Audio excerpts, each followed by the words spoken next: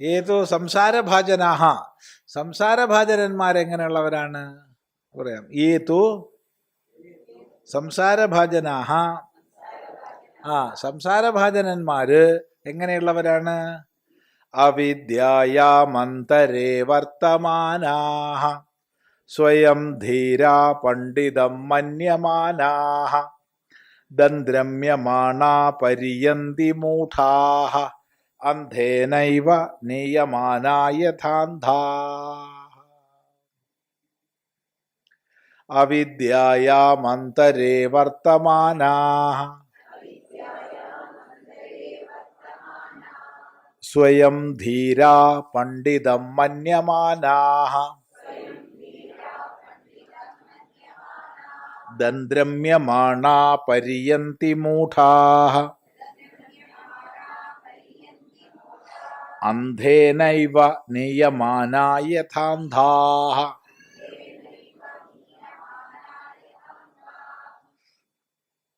ഈ മന്ത്രം അല്പം വ്യത്യാസങ്ങളോടുകൂടി പല ഉപനിഷത്തുക്കളിൽ വരുന്നതാ.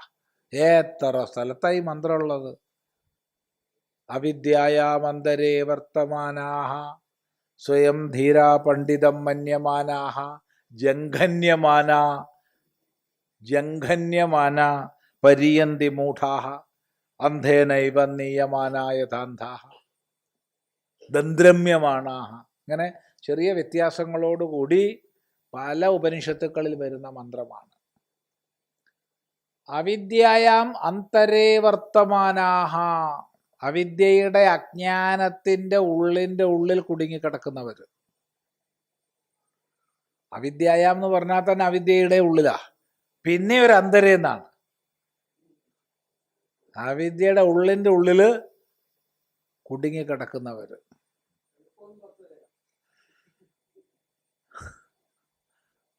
സ്വയം ധീരാഹ പണ്ഡിതം മന്യമാനാഹ, സ്വയം വിചാരിക്കണം എന്താണ്? ഞങ്ങൾ വലിയ ധീരന്മാരാണ്, ബുദ്ധിമാന്മാരാണ്. പണ്ഡിതം മന്യമാനാഹ, പണ്ഡിതന്മാരാണെന്ന് സ്വയം വിചാരിക്കുന്നവരാണ്. എന്നെപ്പോലെ പണ്ഡിതൻ ആരാ ഉള്ളത്? അങ്ങനെ വിചാരിക്കുകയാണ് സ്വയം.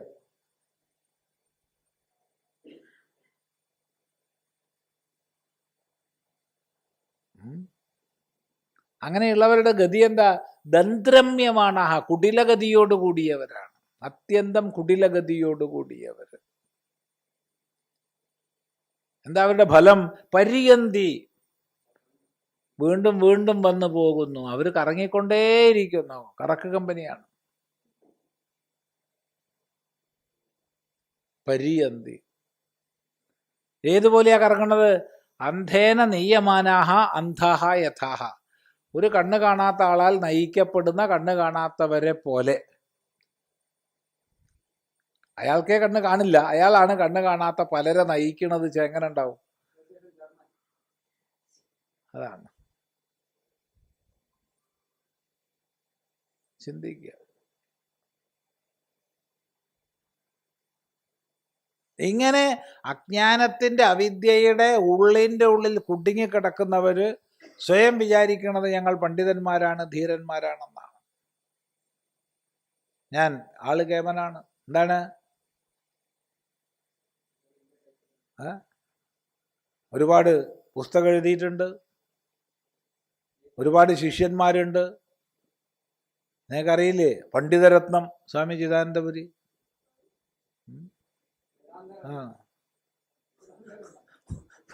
ഞാൻ ഒന്ന് സ്വയം വിചാരിക്കുകയാണ്. 4 പേരെൻ്റെ പിന്നാലെ വിദ്വാനാണെന്ന് പറഞ്ഞ് നടക്കുന്നുണ്ട്. എന്താ കാരണം? അവരവിദ്വാൻമാരാണ്, അതുകൊണ്ടാണ്. 10 പേര് ദക്ഷിണ തരുന്നുണ്ട്. എന്തുകൊണ്ടാണ്? അവർക്ക് വിവരമില്ലാത്തതുകൊണ്ടാണ്. അതെ. അപ്പൊ ഇതൊക്കെ കണ്ടാവുമ്പോൾ ഞാൻ വിചാരിക്കുകയാണ് എന്ത്, എന്നെ പോലെ പണ്ഡിതൻ ആരാ ഉള്ളത്? ഞാനൊരു പണ്ഡിതനാട്ടോ എന്നാണ് വിചാരിക്കുകയാണ്. എന്നിട്ട് കുടിലഗതിയോട് കൂടിയിട്ടാണ്. എന്നേക്കാൾ പണ്ഡിതനാവരുത് മറ്റവൻ എന്നേക്കാൾ പണ്ഡിതനാവുകയാണെന്ന് തോന്നിയാൽ മെല്ലെ അവനെ എന്തെങ്കിലും ചെയ്തിട്ട് അവനെ ശരിയാക്കും.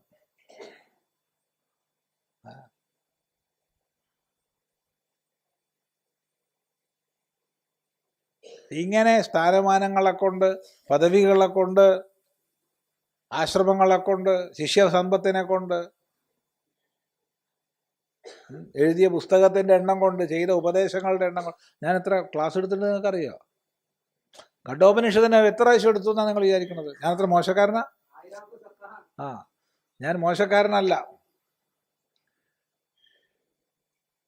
എൻ്റെ 1,00,000 പ്രഭാഷണം തികയാൻ പോവുകയാണ്. അത് നിങ്ങളെല്ലാവരെയും ഞാൻ ക്ഷണിക്കുന്നു. ഇങ്ങനെയുള്ള ഒരു സ്ഥലത്തൊക്കെ പോയി കഴിഞ്ഞാൽ സ്വാഗതമൊക്കെ കേട്ട് കഴിഞ്ഞാൽ ബഹുരസമാണ്.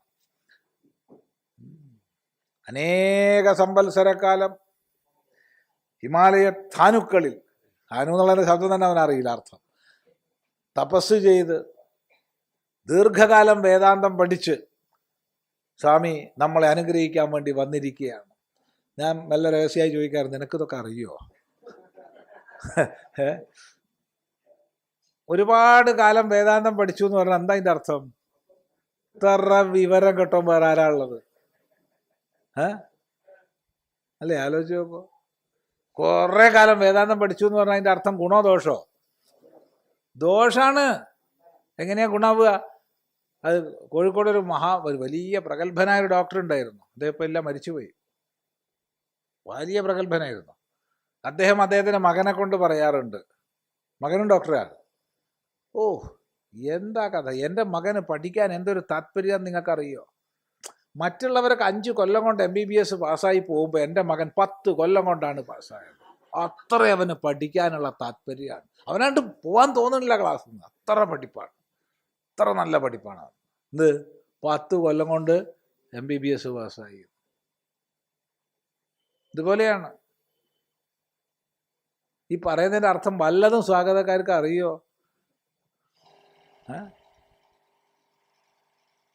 ചിന്തിക്കുക.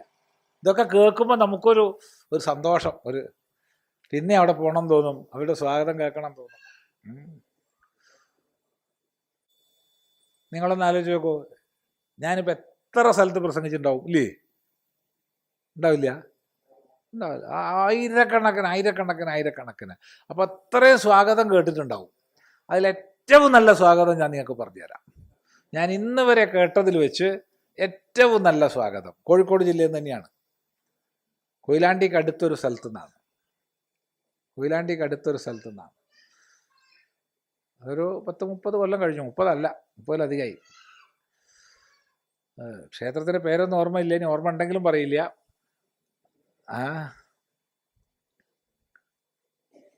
നമ്മുടെ കോഴിക്കോട് ജില്ലയിലല്ല, കേരളത്തിലെന്നല്ല, ഭാരതത്തിലെന്നല്ല, ലോകം മുഴുവൻ പ്രസിദ്ധനായ പരമപൂജനീയ സ്വാമിജി നമ്മെ അനുഗ്രഹിക്കാൻ വന്നതിൽ നമ്മൾ വളരെ കൃതാർത്ഥരാണ്. ഇന്നാണെങ്കിൽ തിരക്കേടില്ല കേട്ടോ.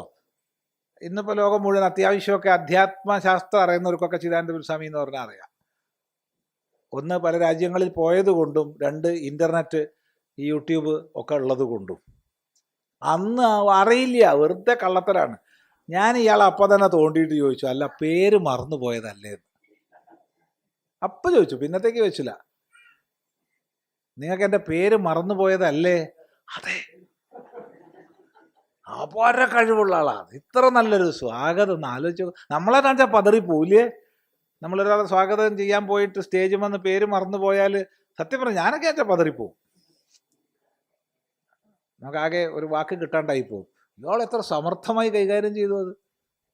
അങ്ങനെയുള്ള സ്വാമിജിയെ പേര് പറഞ്ഞ് സ്വാഗതം ചെയ്യുന്നില്ല എന്നാ പറയണത്. ഇത്രയും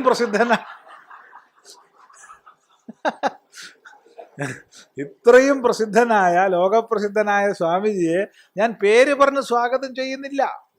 അപ്പോഴാണ് ഞാൻ ചോദിച്ചത്, പേര് മറന്നുപോയതല്ലേ? അത് മറന്നുപോയതാണ്. നല്ല പിന്നെ നല്ല പ്രവചന സ്വഭാവമല്ല, 1-ാം തരം സ്വാഗതമാണ്. അങ്ങനെ വേണം സ്വാഗതക്കാർ. ഇതൊക്കെ കേൾക്കുമ്പോൾ നമുക്കൊരു ഞാൻ വലിയൊരാളാണല്ലോ എന്നൊരു തോന്നൽ. ഇതാണ് അവിദ്യായാമന്തരേ വർത്തമാനാഹ.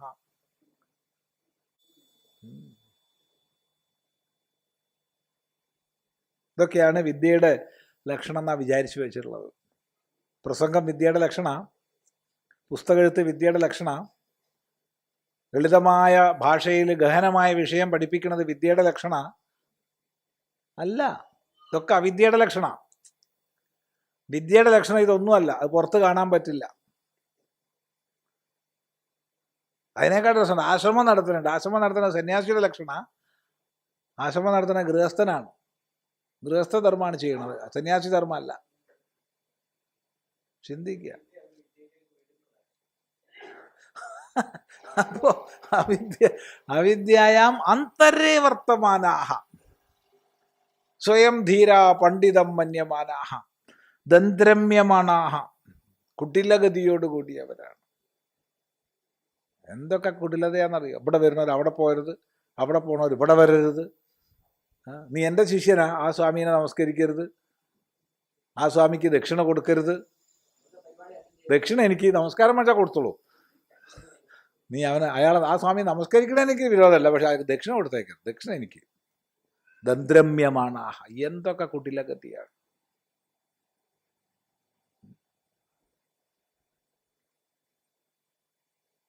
പര്യന്തി മൂഢാഹ അന്ധേനൈവ നീയമാനായ. വല്ലാത്തൊരു വ്യാപ്തിയുള്ള മന്ത്രം അത്. അതുകൊണ്ടാണല്ലോ ഒട്ടനവധി ഉപനിഷത്തുക്കളിൽ ഇതേ മന്ത്രം പാഠഭേദങ്ങളോടുകൂടി ആവർത്തിക്കുന്നുണ്ട്. നോക്കൂ. അവിദ്യായാം അന്തരേ മധ്യേ ഘനീഭൂതൈവ തമസി വർത്തമാനാഹ വേഷ്ട്യമാനാഹ പുത്ര പശ്വാദി തൃഷ്ണാപാശശതൈഹി സ്വയം വയം ധീരാഹ പ്രജ്ഞാവന്തഃ പണ്ഡിതാഹ ശാസ്ത്രകുശലാഹ ച ഇതി മന്യമാനാഹ തേ ദന്ത്രമ്യമാണ അത്യർത്ഥം കുടിലാം അനേകരൂപാം ഗതിം ഇച്ഛന്തഃ ജരാമരണ രോഗാദി ദുഃഖൈഃ പരിയന്തി പരിഗച്ഛന്തി മൂഢാഃ അവിവേകിനഃ അന്ധേനൈവ ദൃഷ്ടിവിഹീനേന ഏവ നീയമാനാഃ വിഷമേ പഥി യഥാ ബഹവഃ അന്ധാഃ മഹാന്തമനർത്ഥം ഋച്ഛന്തി തദ്വത്.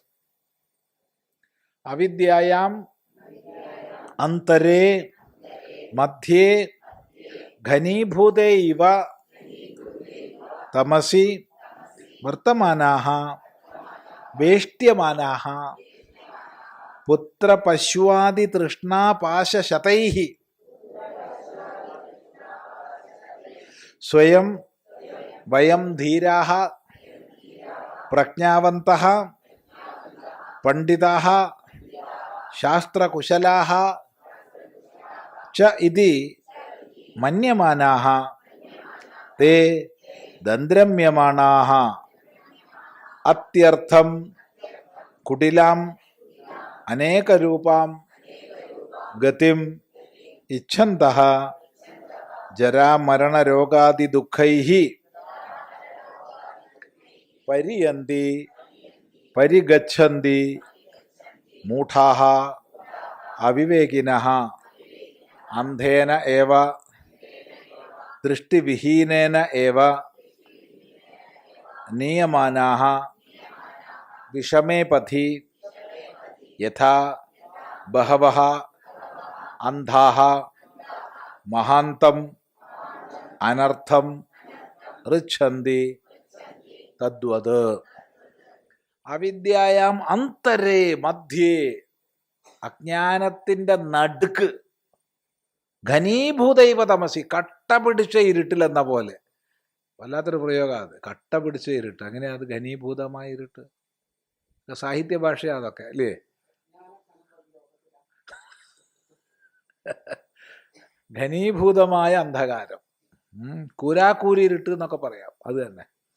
അങ്ങനെയുള്ളതിൽ വർത്തിക്കുന്നവരായ വേഷ്ട്യമാന ചുറ്റപ്പെട്ടവരാണ്. ഇരുട്ടിൽ കഴിയുന്നു എന്ന് മാത്രമല്ല, വേഷ്ട്യമാനാഹ ചുറ്റപ്പെട്ടവർ. എന്തിനാൽ ചുറ്റപ്പെട്ടവര്?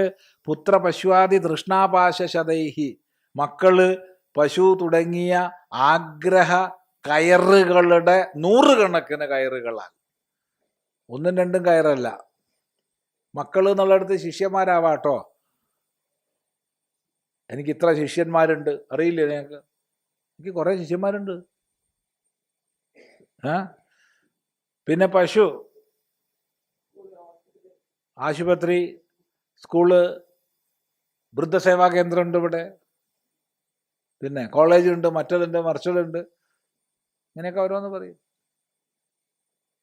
പിന്നെ ആശ്രമ സന്യാസിയാന്ന് പറഞ്ഞാൽ ആദ്യം ചോദിക്കണ ചോദ്യമുണ്ട്, പശു ഉണ്ടോ അവിടെ?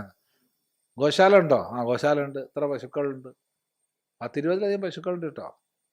10-30 പശുക്കൾ ഉണ്ടാവും. ഇതൊക്കെ എൻ്റെ കേമത്തം.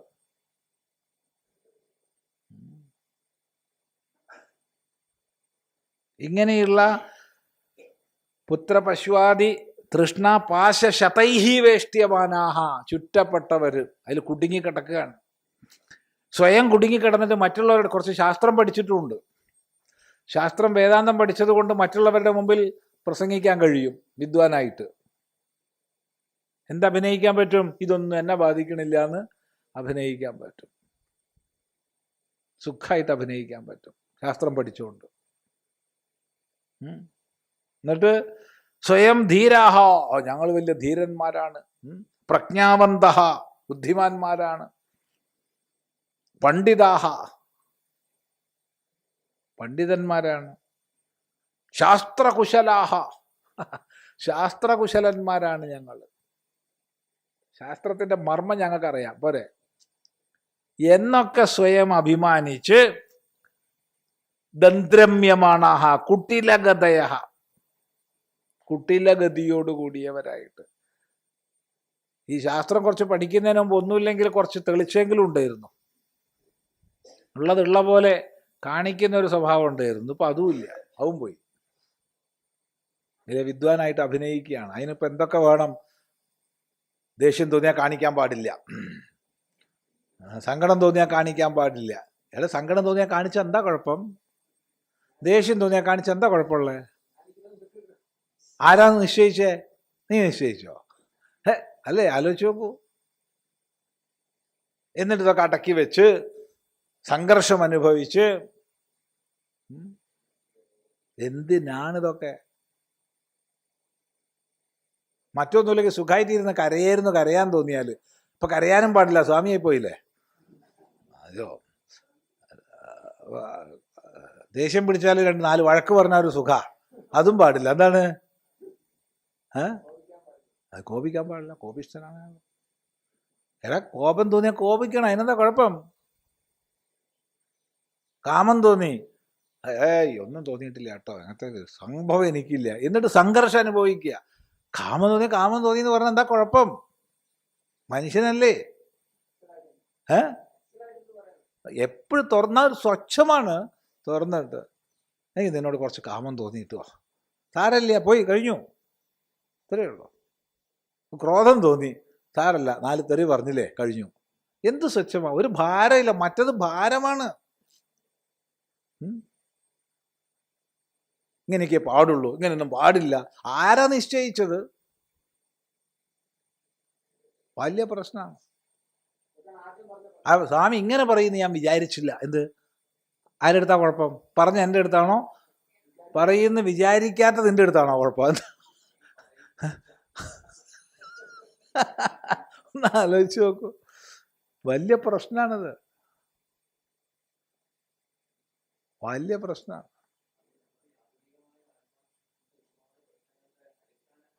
അതാണ്, ആണല്ലോ, അല്ലാണ്ട് എന്താ? ഇത് വലിയ വിഷയമാണിത്, ചെറിയ വിഷയമല്ല. ഉപനിഷത്ത് എപ്പോഴും ഒരു തുറസായ മാർഗമാണ് കാണിക്കുന്നത്. സ്വച്ഛമാണ്, ശാന്തി, സമാധാനം, ഒരു പ്രശ്നമില്ല. നോക്കൂ,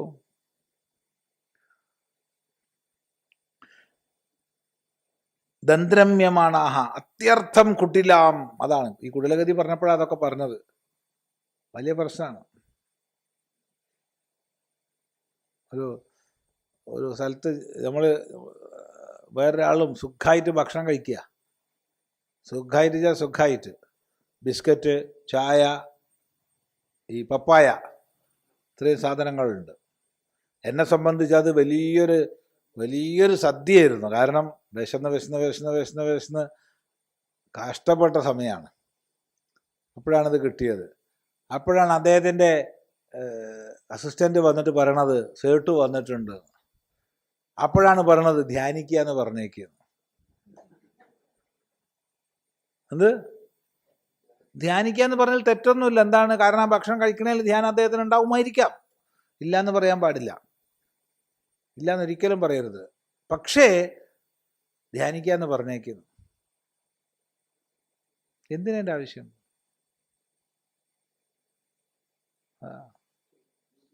ഇവിടെ നേരെ തിരിച്ചാട്ടോ. ഇവിടെ 10 മണി ആൾ വന്നാലും സ്വാമി ഉറങ്ങാട്ടോ എന്ന് പറയും. സ്വാമി ഉറങ്ങാണെന്ന് പുറത്തുനിന്ന് എങ്ങനെ അറിയുക? പുറത്ത് വന്നിട്ടില്ല എന്നല്ലേ പറയാൻ പറ്റൂ. എന്നാലും പറയും സ്വാമി ഉറങ്ങുക. ഇതൊരു കഷ്ട. മറ്റേ നേരെ തിരിച്ച് ഉറങ്ങുകയാണെങ്കിലും പറയും ധ്യാനിക്കുക. എടാ എന്തിനാ എൻ്റെ ആവശ്യം? അതുകൊണ്ട് ഇങ്ങനെയൊക്കെയാണ് അതിൻ്റെ സ്ഥിതിഗതികൾ.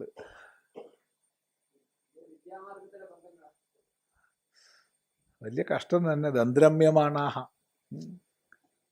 കുറച്ചൊരു സ്വച്ഛത വേണ്ടേ? ജരാമരണ രോഗാദി ദുഃഖൈഹി പരിയന്തി. എന്താ അതിൻ്റെ ഫലം? ജരാമരണ രോഗാദി ദുഃഖങ്ങളെ കൊണ്ട് വട്ടം കറങ്ങും. ഈ സംസാരത്തിൽ വട്ടം കറങ്ങിക്കൊണ്ടേയിരിക്കും, ഒരു സംശയമില്ല. പരിയന്തി പരിഗച്ഛന്തി മൂഢഃ അവിവേകിനഃ. ഏതുപോലെ അന്ധേനൈവ ദൃഷ്ടിവിഹീനേന ഏവ നീയമാന വിഷമേ പഥി. നേർവഴിയൊന്നുമല്ല, വിഷമേ പഥി. വിഷമമുള്ള, പൊന്തിയും താണുമൊക്കെ ഉള്ള, കുണ്ടും കുഴിയൊക്കെ ഉള്ള, കുന്നും കുഴിയുള്ള വഴിയിലൂടെ ഒരു കണ്ണ് കാണാത്ത ആളാൽ നയിക്കപ്പെടുന്ന അനേകം കണ്ണ് കാണാത്തവരെ പോലെ അലയും ഇങ്ങനെയുള്ള പണ്ഡിതമന്യന്മാര് എന്ന് പറയുകയാണ്. അന്ധഃ മഹാന്തം അനർത്ഥമൃച്ഛന്തി തദ്വത്.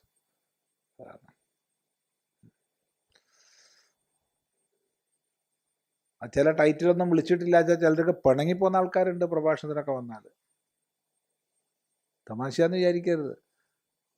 അവരുടെ പേര് മാത്രം പറഞ്ഞ് സ്വാഗതം ചെയ്താൽ പിണങ്ങിപ്പോവും. അപ്പോൾ ആദ്യം എഴുതി തരും ഇന്ന മാതിരിയൊക്കെ സംബോധന ചെയ്യണം. ഇത് മഠാധിപതി ഇതൊന്നും പോരാ, അതിനൊക്കെ വലിയ വലിയ പേരുകളുണ്ട്. അതൊക്കെ സംബോധന ചെയ്യണമെന്ന് എഴുതി തരും. അത് പറഞ്ഞിരിക്കണം, ഇല്ലെങ്കിൽ പ്രശ്നമാണ്, ഇല്ലെങ്കിൽ വലിയ പ്രശ്നമാണ്.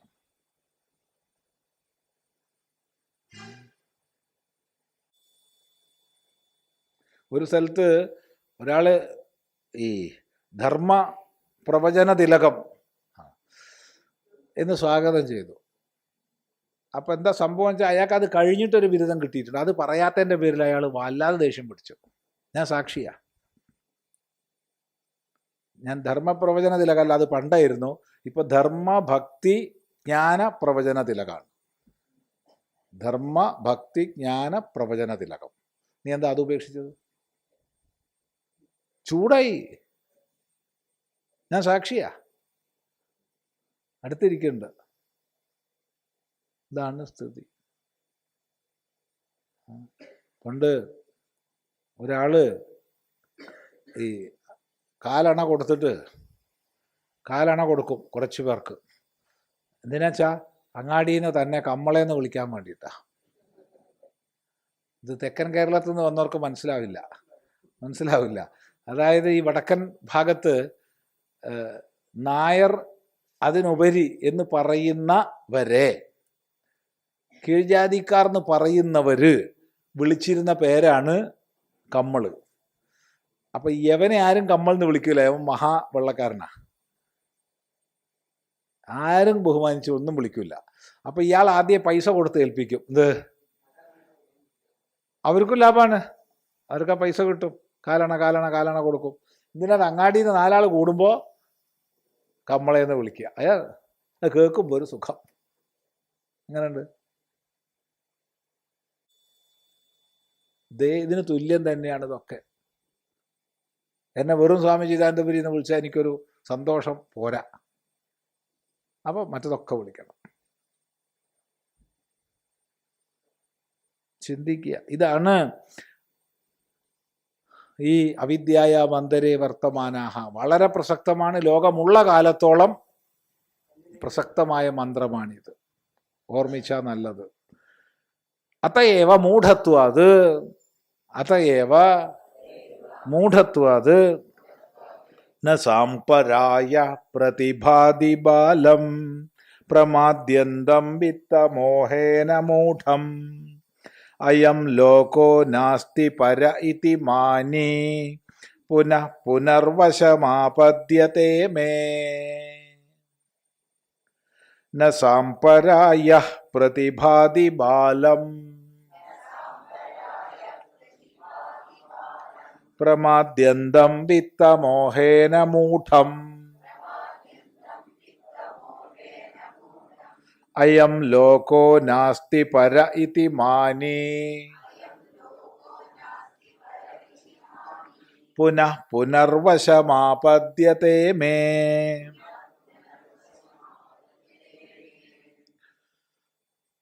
സാംപരായഃ ബാലം പ്രതി ന ഭാതി പ്രമാദ്യന്തം വിത്തമോഹേന മൂഢം. പ്രമാദ്യന്തം വിത്തമോഹേന മൂഢം ബാലം സാംപരായഃ ന പ്രതിഭാതി. സാംപരായഃ സമ്യക് പരാഗതയെ, സമ്യക് പരാഗതിക്കായിക്കൊണ്ട് എന്താണോ സമ്യക് നല്ലപോലെ ജീവിതത്തിൽ ആത്യന്തികമായ ഉയർച്ചയ്ക്ക് വേണ്ടി എന്താണോ വേണ്ടത് അത് ബാലന് പ്രകാശിക്കില്ല.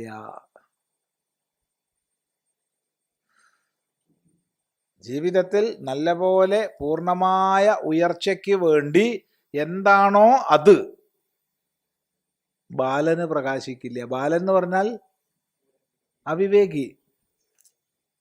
ബാലൻ എന്ന് പറഞ്ഞാൽ അവിവേകി. അല്ലാണ്ട് ദേഹത്തിന്റെ പ്രായമല്ല അവിടെ എടുക്കേണ്ടത്. പ്രമാദ്യന്തം തൻ്റെ പുരുഷാർത്ഥപ്രാപ്തിക്കുള്ള മാർഗത്തിൽ പ്രമാദം ചെയ്യുന്നവൻ, ഇന്ന് ചെയ്യേണ്ടത് ഇന്ന് ചെയ്യാതെ നീട്ടിവെക്കുകയാണ്. മന്ത്രം ജപിച്ചോളൂ കേട്ടോ, മറ്റന്നാളാവാം. സ്വാധ്യായം ചെയ്തോളൂ, അത് റിട്ടയർ ആവട്ടെ. എന്ത് ജോലിയിൽ നിന്ന് പിരിയട്ടെ, എന്നിട്ട് സ്വാധ്യായം ചെയ്യാം. കണ്ണും കാണൂല, ചെവിയും കേൾക്കൂല, പിന്നെയല്ലേ സ്വാധ്യായം ചെയ്യണം. ഗുരുനാഥനെ കാണാൻ പറ്റുമോ? പിന്നെയല്ലേ. അല്ലേ, ഗുരു എവിടെ? കാണുന്നില്ലല്ലോ. ഇവിടെ ഉണ്ട്. എവിടെയാണ്? ചെവി എന്താ ഗുരു പറയണത് കേൾക്കണില്ലല്ലോ. എടാ കുറച്ച് നേരത്തെ നോക്കിക്കൂടെ ഇരുന്നോ? ഇതാണ് പ്രമാദ്യന്തം. വിത്തമോഹേന മൂഢം. എന്താ അങ്ങനെ ആവാൻ കാരണം? വിത്തമോഹേന ധനമോഹം കൊണ്ട് മൂഢനായി പോയവനാണ്. ധനമോഹം കൊണ്ട് മൂഢനായി പോയവൻ. അങ്ങനെയുള്ള ബാലന് നേർക്ക് സമ്യക് പരാഗതിക്കായിക്കൊണ്ട് എന്താണോ വേണ്ടത് അതൊരിക്കലും പ്രകാശിക്കില്ല. അവന് തോന്നില്ല. അതാണ്, എത്ര പറഞ്ഞു കൊടുത്താലും തോന്നില്ല. അത് പല സ്ഥലത്തും സ്വാഗതം കേൾക്കാറുണ്ട്.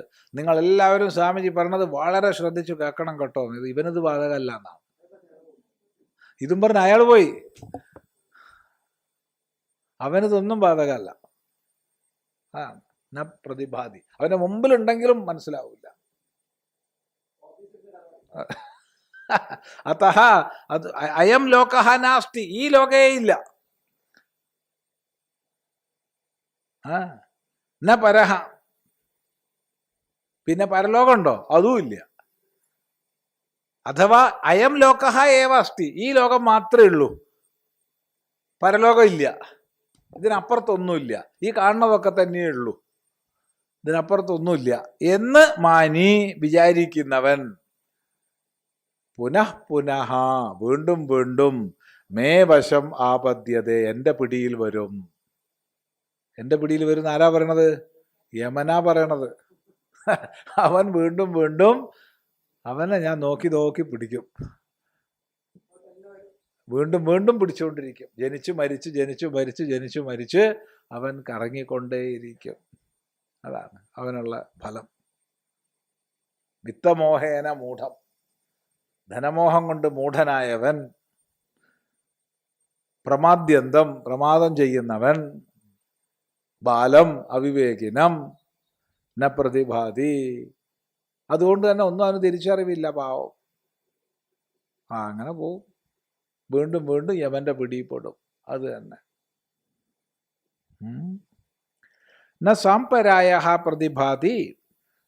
സംപര ഈയത്തെ ഇതി സാംപരായഃ പരലോകഃ തത്പ്രാപ്തി പ്രയോജനഃ സാധന വിശേഷഃ ശാസ്ത്രീയഃ സാംപരായഃ.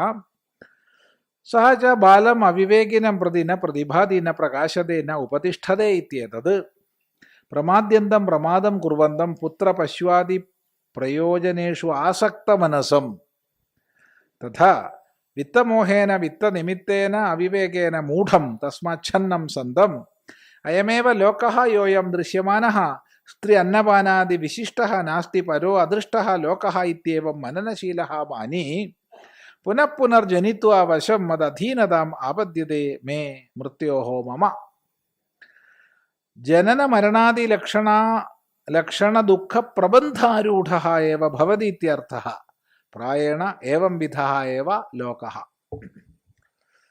ന സാംപരായഃ പ്രതിഭാതി സംപരഈയത്തെ ഇതി സാംപരായഃ പരലോകഃ തത്പ്രാപ്തിപ്രയോജനഃ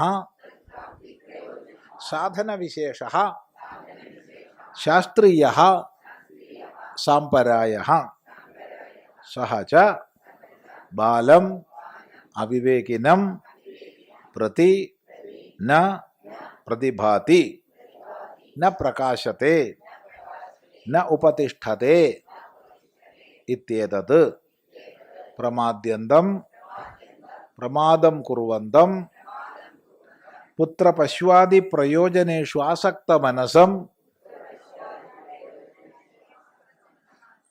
തഥാ വിത്തമോഹേന വിത്തനിമിത്തേന അവിവേകേന മൂഢം തസ്മാത് ഛന്നം സന്തം.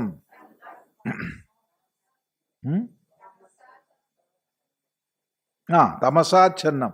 തമസാച്ഛന്നം രണ്ടും ആവാം. തമസാ ആച്ഛന്നോ ആവാം, തമസാച്ഛന്നോ ആവാം, രണ്ടും ശരിയാ. സന്തം. അയമേവ ലോകഃ യഹ അയം ദൃശ്യമാനഃ സ്ത്രീ അന്നപാനാദി വിശിഷ്ടഃ നാസ്തി പരഃ അദൃഷ്ടഃ ലോകഃ ഇത്യേവം മനനശീലഃ മാനി പുനഃ പുനഃ ജനിത്വാ വശം മദധീനതാം ആപദ്യതേ മേ മൃത്യോഃ മമ ജനന മരണാദിലക്ഷണ ദുഃഖ പ്രബന്ധാരൂഢഃ ഏവ ഭവതീത്യർത്ഥഃ പ്രായേണ ഏവം വിധഃ ഏവ ലോകഃ. അപ്പോ സമ്യക് പരാഗതിക്കായിക്കൊണ്ടുള്ളത് സമ്യക് പരഈയതേ ഇതി സാംപരായഃ പരലോകഃ, ഈ ലോകത്തിനുപരിയുള്ളത്, ഈ കാണുന്ന ലോകത്തിനുപരിയുള്ളത്. അത് സ്വർഗലോകാവാം, മോക്ഷാവാം, എന്ത് വേണമെങ്കിലാവാം. ഈ ലോകത്തിനുപരിയുള്ളത്. അങ്ങനെയൊന്ന് സാധന വിശേഷം ശാസ്ത്രീയമായിട്ടുള്ളത് ഒരിക്കലും അവിവേകിയുടെ നേർക്ക് പ്രകാശിക്കുന്നില്ല. ബാലം അവിവേകിനം പ്രതി ന പ്രകാശത്തെ. അവിവേകിയുടെ നേർക്ക് പ്രകാശിക്കുന്നില്ല. അവിവേകിക്ക് തോന്നുകയില്ല, അങ്ങനെ സംഭവമേ ഇല്ല. ഈ കാണുന്നതന്നെ ഉള്ളൂ, വേറൊന്നുമില്ല. ന ഉപതിഷ്ഠത, നിൽക്കുന്നില്ല. അവിവേകിയെ വീണ്ടും വിശേഷിപ്പിക്കുന്നു പ്രമാദ്യന്തം, പ്രമാദം കുർവന്തം. എപ്പോഴും പ്രമാദം ചെയ്യുന്നവനാണവൻ. അതായത് മോക്ഷമാർഗത്തിൽ പ്രമാദം ചെയ്യുന്നവൻ, ശാസ്ത്രീയ സാധനകളിൽ പ്രമാദം ചെയ്യുന്നവൻ. ഭാഷ്യകാരൻ പറയുകയാണ്, പുത്രപശ്വാദി പ്രയോജനേഷു ആസക്ത മനസ്സും. മക്കള്, പശു തുടങ്ങിയ പ്രയോജനങ്ങളിൽ മാത്രം ആസക്തമായ മനസ്സോടുകൂടിയവൻ. ഇതൊക്കെ കേൾക്കുമ്പോൾ സ്വാമി ഇതൊക്കെ പഠിക്കണം എന്നൊക്കെ ആഗ്രഹം വരുന്നുണ്ട്. വരൂ കേട്ടോ, വന്നോളൂ. അവസാനത്തെ ഞായറാഴ്ച വേദാന്ത ക്ലാസ് ഉണ്ട്. ഞാൻ അടുത്ത മാസം എന്തായാലും നിശ്ചയിച്ചിട്ടുണ്ട്. എന്താ ഈ മാസം വരാത്തത്? ഈ മാസം മോൻ്റെ കല്യാണമാണ്. സന്തോഷം. അടുത്ത മാസം വരൂ. അടുത്ത മാസം വന്നില്ല. പിന്നെ ഒരു പുറത്തുനിന്ന് കണ്ടു, എന്താ ഈ വരാഞ്ഞത്? കല്യാണം കഴിഞ്ഞല്ലേ ഉള്ളൂ, പുതിയ കുട്ടിയല്ലേ, അവൾക്കൊക്കെ അറിയോ ഞാൻ വേണ്ടേ ഒക്കെ. ശരി, സാരല്ല, അടുത്തേൽ വന്നോളൂ. അവൾ ഗർഭിണി ആയിട്ടുണ്ട്, ആദ്യത്തെ ഗർഭല്ലേ, എനിക്കല്ലേ അറിയുള്ളൂ. അങ്ങനെ പോവായി. ഇതാണ്ട് പ്രസവിച്ചാൽ പിന്നെ പ്രശ്നമല്ല, പിന്നെ ഞാൻ വരികയായി. പിന്നെ എൻ്റെ ബാധ്യതയൊക്കെ കഴിഞ്ഞു, എല്ലാ ഭാരവും കഴിഞ്ഞു. അവൾക്ക് കുട്ടീനെ കുളിപ്പിക്കാൻ അറിയോ സ്വാമി? പാവ, ആദ്യത്തെ അല്ലേ, ഞാൻ വേണ്ടേ? ഞാൻ ഇല്ലാച്ച എങ്ങനെയാ കുട്ടിയെ കുളിക്കുക? ഞാൻ ഇല്ലാച്ച ഭൂമി കറങ്ങുമോ? എന്താ സ്ഥിതി ആലോചിച്ച് നോക്കൂ. ശരി, ഒന്നാമത്തെ തീർന്നു. അപ്പോഴും എന്താ പറയണമെന്നറിയോ? മറ്റത് ചെറിയ കുട്ടിയല്ലേ, മറ്റത് അതിനെ നോക്കണ്ടേ, അപ്പൊ എങ്ങനെ ഇതിനെ നോക്കുക? ഇത് തീരൂല, തീരാൻ പോണില്ല, വന്നോണ്ടേയിരിക്കും. ഒന്നിന് പിറകെ ഒന്നായി, ഒന്നിന് പിറകെ ഒന്നായി വന്നോണ്ടേയിരിക്കും. അതെ, ഞാനല്ലേ ഉള്ളൂ, അതാണ്. എനിക്ക് താല്പര്യമൊന്നും ഉണ്ടായിട്ടല്ല, എനിക്ക് അവരോട് യാതൊരു പ്രത്യേകിച്ച് അങ്ങനെ ആസക്തി മമതയൊന്നുമില്ല. അതൊക്കെ സ്വാമിക്ക് അറിയാലോ. അത് സ്വാമിക്ക് അറിയാലോ എന്നൊരു ചോദ്യം കൂടി ചോദിച്ചാൽ പിന്നെ സ്വാമിക്ക് പിന്നെ മിണ്ടാൻ പറ്റൂല. എനിക്ക് പ്രത്യേകിച്ചൊരു അങ്ങനെ മമത്വമൊന്നും ഉണ്ടായിട്ടല്ല. പക്ഷെ കർത്തവ്യം സ്വാമി തന്നെ പറയല്ലേ കർത്തവ്യം ചെയ്യണമെന്ന്. കുറ്റം അങ്ങോട്ട് ഇട്ടു, തീരില്ല. ഇതാണ് പുത്രപശുവാദി വിഷയേഷു ആസക്ത മനസ്സം, അതിൽ തന്നെ കുടുങ്ങിക്കിടക്കുകയാണ്, വേറെ ഒന്നുമില്ല. വിത്തമോഹേന, അതുമുണ്ട്, പണത്തിൻ്റെ ഉണ്ട്. ഞാനായിട്ട് വന്നാൽ അത് അവനെടുത്തിട്ട് നശിപ്പിച്ചാലോ, അവളെടുത്താലോ? സംഗതി മോളൊക്കെ തന്നെയാണ്, പക്ഷെ ആവശ്യത്തിന് എടുത്താൽ അത് ചെയ്യും, വലിയ പ്രശ്നമാണ്. ഇങ്ങനെ വിത്തനിമിത്തേന മൂഢം തമസ ആച്ഛന്നം, ഇരുട്ടുകൊണ്ട് മൂടിയ മനസ്സാണ്. പിന്നെ എവിടെയാ പ്രകാശിക്കുക? അയമേവ ലോകഃ, ഇത് തന്നെ ലോകം. യോയം ദൃശ്യമാനഃ, ഈ കാണാനേ ഉള്ളൂ. സ്ത്രീ അന്നപാനാദി വിശിഷ്ട, സ്ത്രീ അന്നം പാനം തുടങ്ങിയവ. സ്ത്രീ എന്നുള്ളത് സ്ത്രീകളോട് പറയുമ്പം പൂം എന്ന് പറഞ്ഞാൽ മതി. സ്ത്രീകൾ അന്നപാനങ്ങൾ, മറ്റടുത്ത് പുരുഷന്മാർ അന്നപാനങ്ങൾ, ഇത് മാത്രമുള്ള ലോകം. ഇതിലപ്പുറമൊന്നും ഇല്ല, ഇതന്നെയുള്ളൂ. ന പരഹ, ഇതിനപ്പുറത്തൊന്നില്ല. ഇത്യേവം മനനശീല, ഇങ്ങനെയൊക്കെ വിചാരിക്കുന്നവർക്ക് എന്താ ഫലം? വീണ്ടും വീണ്ടും എൻ്റെ അധീനതയിൽ വരും, അവരെ ഞാൻ പിടിച്ചുകൊണ്ടിരിക്കുന്ന. വീണ്ടും ജനിക്കുക, വീണ്ടും മരിക്കുക, വീണ്ടും ജനിക്കുക, വീണ്ടും മരിക്കുക. അങ്ങനെ ജനന മരണാദി ലക്ഷണ ദുഃഖപ്രബന്ധാരൂഢനായി തീരും അയാൾ. ജനന മരണാദി, ആദി പറഞ്ഞ രോഗം, ജര, അത് ഇത്, അതിൽ കുടുങ്ങി. ഏവ ഭവതി പ്രായേണ ഏവം വിധ ലോകഃ, പൊതുവെ ഇങ്ങനെയാണ് ലോകം. ഇതാണ് ലോകത്തിൻ്റെ സ്വഭാവം. അപ്പൊ എല്ലാവരും ഇങ്ങനെയാണോ? അല്ല, ഇതിൽ ഭിന്നരായിട്ടുള്ള ചിലരൊക്കെ ഉണ്ട്. അതെങ്ങനെയുള്ളവരാ? നമുക്ക് നോക്കാം അല്പം കഴിഞ്ഞിട്ട്, ഒരു 10 മിനിറ്റ്. ഓം സഹനാ ഭവതു സഹനൗ ഭുനക്തു സഹ വീര്യം കരവാവഹൈ തേജസ്വിനാവധീതമസ്തു മാ വിദ്വിഷാവഹൈ. ഓം ശാന്തി ശാന്തി ശാന്തി.